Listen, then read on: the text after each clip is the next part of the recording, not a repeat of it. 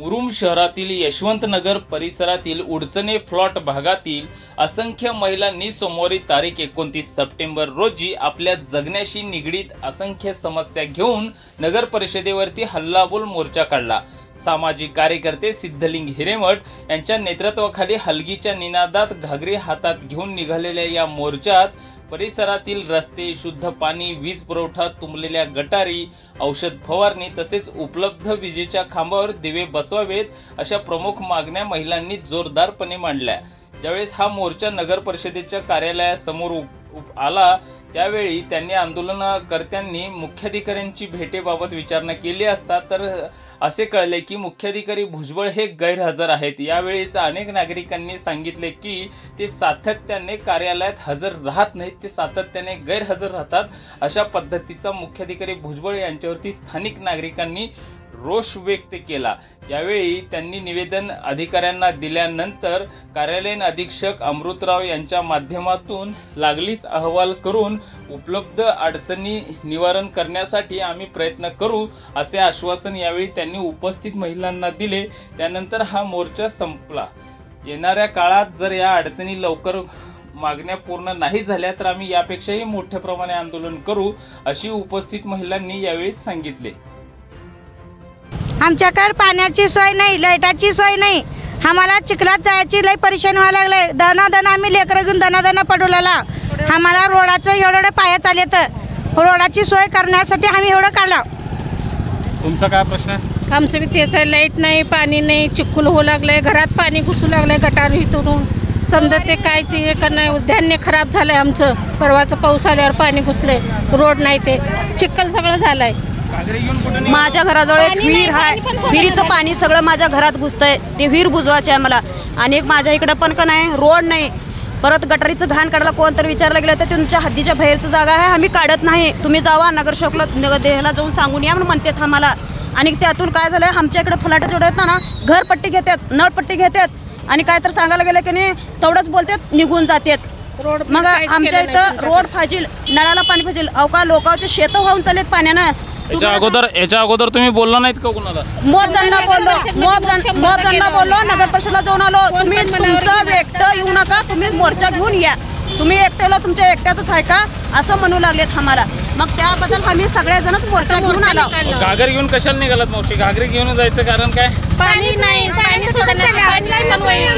प्यायचं पाणी नाही का? पानी बिल्कुल आता नहीं, हमारे को रोड की प्रॉब्लम है, रोड की प्रॉब्लम है और गटार की है और चिकनचे फलाटर राहून पण आम्ही भाड्यानं राहतात, खुद के हमारे जगह को भी हमें भाड़े रहते हैं। और क्या बोलते करून द्यावे सरकार। और क्या बोलते हैं, तुम्ही इतने किनारे फलाटा क्यों नहीं बोलते? असं विचारतात। हमारी गरीबी हालत है, आता आमची परिस्थिती आहे तेवढ्या लांब आम्ही राहू शकतो तर तेवढ्या लांबच घेतो ना।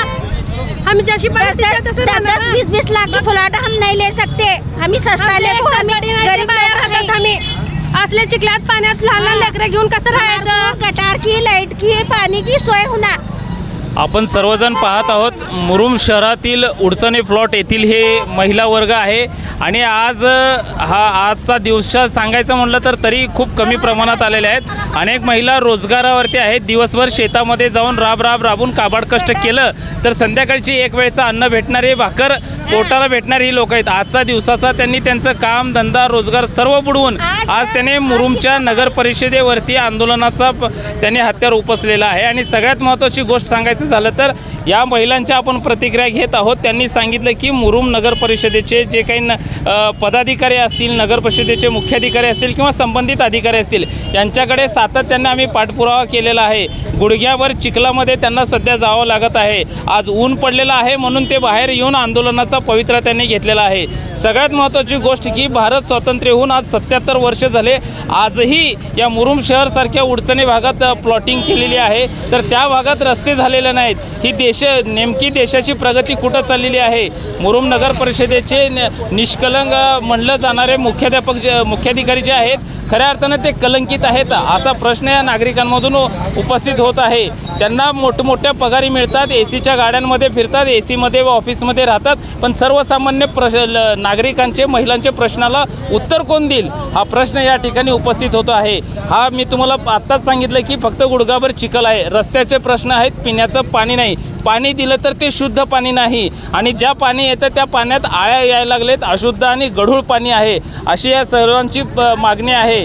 जर समजा नगर परिषद नळाचं कर जर घेत असेल तर शुद्ध आणि स्वच्छ पाणी द्यायला त्यांना हरकत काय आहे, हा प्रश्न या महिलांचा आहे। महिलांनी पूर्ण देशाची सूत्र हातात घेऊन अनेक वेळा देश देखील चालवलेला आहे, परंतु जर दुसरीकडे जर पाहिलं तर महिलांची ही अवस्था आहे।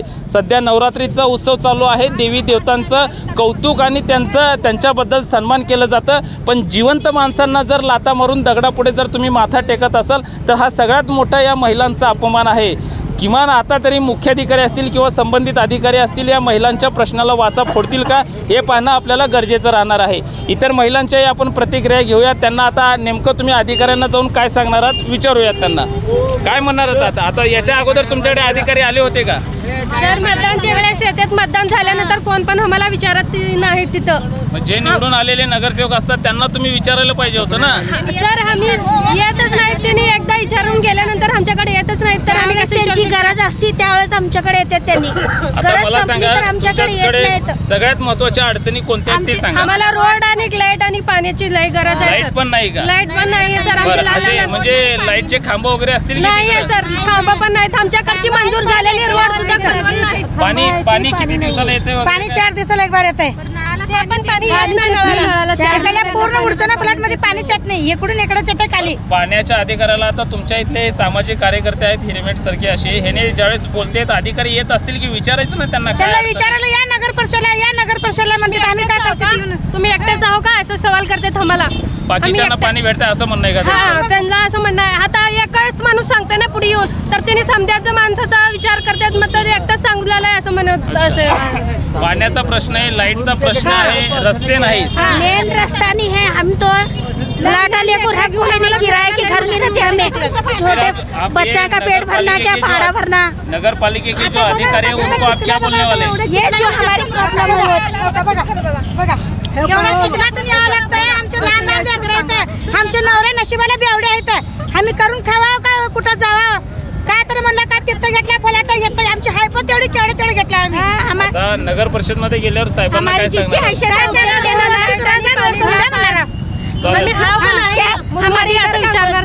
क्या बोलते इतने दूर क्यों फलाटा नहीं बोलते, हमारे पास जब नहीं है ताकत तो हम कहाँ से लेते? कुठले घ्या गरीब परिस्थिती वाले, गरीबी हालत के लोग क्या करते बोलो।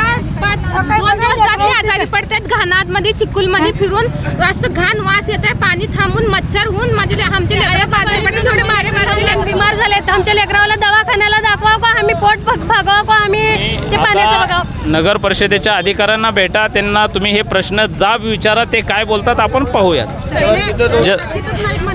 जनतेसाठी सदैव तत्पर आम्ही मुरुमकर। धन्यवाद। सांगितले मुरुम शहर व परिसरातील सर्वच प्रकारच्या बातम्या पाहण्यासाठी आम्ही मुरुमकर यूट्यूब न्यूज पोर्टल व फेसबुक पेजला सबस्क्राईब करून फॉलो करून लाईक शेअर कमेंट करायला विसरू नका। धन्यवाद।